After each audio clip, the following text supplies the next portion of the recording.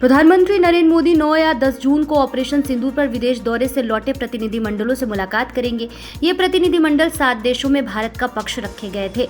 बैठक में प्रधानमंत्री को इन दौरों के अनुभव और बातचीत की जानकारी दी जाएगी। इसके आधार पर आगे की रणनीति तय की जाएगी। छत्तीसगढ़ के सुकमा जिले में 16 नक्सलियों ने आत्मसमर्पण किया है। इनमें 6 पर कुल 25 लाख का इनाम घोषित था। एक महिला और एक युवा नक्सली पर 8 लाख का इनाम था। आत्मसमर्पण करने वालों में 2 नक्सली PLGA यानी कि People's Liberation Guerrilla Army battalion के सदस्य भी शामिल हैं।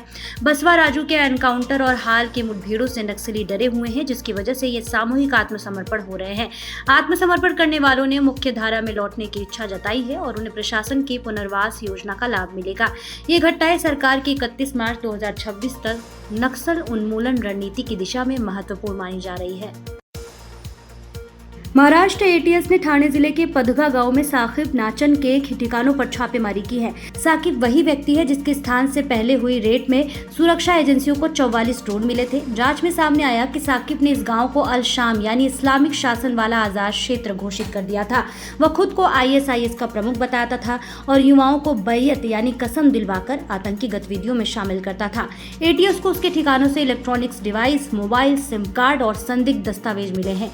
जांच एजेंसियों ने संदेह किया है कि बरामद ड्रोन का इस्तेमाल आतंकी साजिशों के लिए किया जाना था। मामले की पड़ताल जारी है और अब साकिब के नेटवर्क से जुड़े अन्य लोगों की तलाश भी की जा रही है।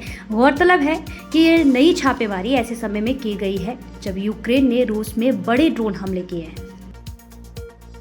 साकिब नाचन वही व्यक्ति है जिसके ठिकानों से पहले 44 ड्रोन बरामद हुए थे। वह प्रतिबंधित संगठन SIMI का पूर्व सचिव है और भगोड़े आतंकी जाकिर नाइक से भी उसके संबंध रहे हैं। उसे 1997 में भारत में आतंकी साजिश के लिए सुप्रीम कोर्ट ने दोषी ठहराया था। 2002 से 2003 में मुंबई में हुए 3 बम धमाके मुंबई सेंट्रल, विलेपार्ले, मुलुंड का वह मुख्य साजिशकर्ता था, जिनमें 12 लोगों की मौत और 100 से ज्यादा लोग घायल हुए थे। 2016 में उसे 10 साल की सजा हुई है, लेकिन सजा साथ चलने के कारण 2017 में रिहा हो गया। साकिब बम बनाना और ब्लास्ट की ट्रेनिंग देना भी जानता है। 2023 में NIA ने उसे पर छापा मारा और गिरफ्तार किया। चीन भारत के खिलाफ डिजिटल युद्ध तेज कर रहा है। रेड नोट नामक सोशल मीडिया ऐप के जरिए पूर्वोत्तर के युवाओं को भारत के विरुद्ध भड़काया जा रहा है। इस ऐप के जरिए चीन करीब है, दिल्ली काफी दूर है जैसे कंटेंट भारत के उत्तर पूर्वी राज्यों में फैलाए जा रहे हैं। रेड नोट ऐप का उद्देश्य फेक और गोपनीय कंटेंट अपलोड करना है, जिसमें भारत के विवादित नक्शे, झूठी खबरें और AI की मदद से बनाए गए वीडियोस यूजर्स को गलत जानकारी देते हैं। टिकटॉक के बाद मोदी सरकार अब इस चीनी ऐप को भी बैन करने पर विचार कर रही है। बांग्लादेश को अपनी आजादी की जड़ों से हटाने के लिए यूनुस सरकार ने एक और विवादित कदम उठाया है। बांग्लादेश ने नए करेंसी नोट्स जारी किए हैं, जिसमें राष्ट्रपिता शेख मुजीबुर रहमान, जिन्हें बंग बंधु के नाम से जाना जाता है, उनकी तस्वीर नहीं छपी है। यानी बांग्लादेश की करेंसी से शेख मुजीबुर रहमान की तस्वीर को हटा दिया गया है। बांग्लादेश बैंक ने 10, 100, 200 और 500 बांग्लादेशी टका के नए नोट जारी किए हैं, जो 1 जून 2025 से प्रभावी है। नए नोटों पर देश के बदलते राजनीतिक और सांस्कृतिक परिदृश्य को दिखाया गया है।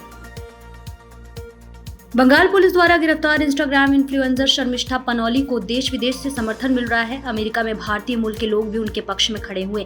डच संसद गिर्ट विल्डर्स के बाद अब शर्मिष्ठा को समर्थन देने वालों की संख्या बढ़ रही है। अभिनेत्री कंगना रनौत, अशोक पंडित और बार काउंसिल ऑफ इंडिया के चेयरमैन मनन कुमार मिश्रा भी खुलकर उनके समर्थन में आए, उनकी रिहाई की मांग की। राज्यसभा सदस्य मिश्रा ने शर्मिष्ठा की गिरफ्तारी को अभिव्यक्ति की स्वतंत्रता पर हमला बताया और उनकी तुरंत रिहाई व निष्पक्ष सुनवाई की मांग की। कमल हासन की फिल्म ठग लाइफ कन्नड़ भाषा विवाद में फंस गई है। कन्नड़ तमिल से जन्मी है वाले बयान के बाद कन्नड़ समर्थकों ने फिल्म के बहिष्कार की मुहिम छेड़ रखी है। Karnataka film chamber of commerce ने भी राज्य में रिलीज पर रोक लगा दी है। माफी मांगने से इनकार करने के बाद कमल हासन ने कर्नाटक हाईकोर्ट में याचिका दायर की है, जिसमें फिल्म की रिलीज और सुरक्षा सुनिश्चित करने की मांग की है। बताते चले कि हासन की फिल्म 5 जून को रिलीज होनी है।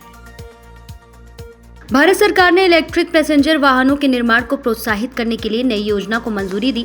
इसके तहत 4150 करोड़ के न्यूनतम निवेश पर कंपनियों को लाभ मिलेगा। ऐसी कंपनीज को 5 वर्षों तक EV आयात पर 15% रियायती कस्टम ड्यूटी की अनुमति मिलेगी। योजना के अंतर्गत 3 वर्षों में 25% और 5 वर्षों में 50% लोकल वैल्यू एडिशन का लक्ष्य रखा गया है। केंद्रीय मंत्री HD कुमारस्वामी ने इसे भारत को वैश्विक ईवी विनिर्माण केंद्र बनाने की दिशा में अहम कदम बताया। दक्षिण अफ्रीका के विस्फोटक बल्लेबाज और विकेटकीपर हेनरिक क्लासेन ने 33 वर्ष की उम्र में अंतर्राष्ट्रीय क्रिकेट से संन्यास की घोषणा की है।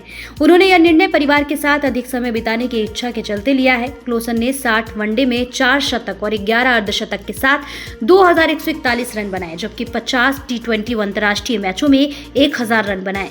वह अब वैश्विक फ्रेंचाइजी लीगों में खेलना जारी रखेंगे। ऑस्ट्रेलियाई ऑलराउंडर ग्लेन मैक्सवेल ने वनडे क्रिकेट से संन्यास की घोषणा की है। 36 वर्षीय मैक्सवेल ने 13 साल के करियर में 149 वनडे मैच खेले। 2023 विश्व कप में अफगानिस्तान के खिलाफ उनकी नाबाद 201 रन की पारी आज भी क्रिकेट प्रशंसकों के दिलों में बसी हुई है। अब वे 2026 T20 विश्व कप और फ्रेंचाइजी लीग्स पर ध्यान केंद्रित करेंगे।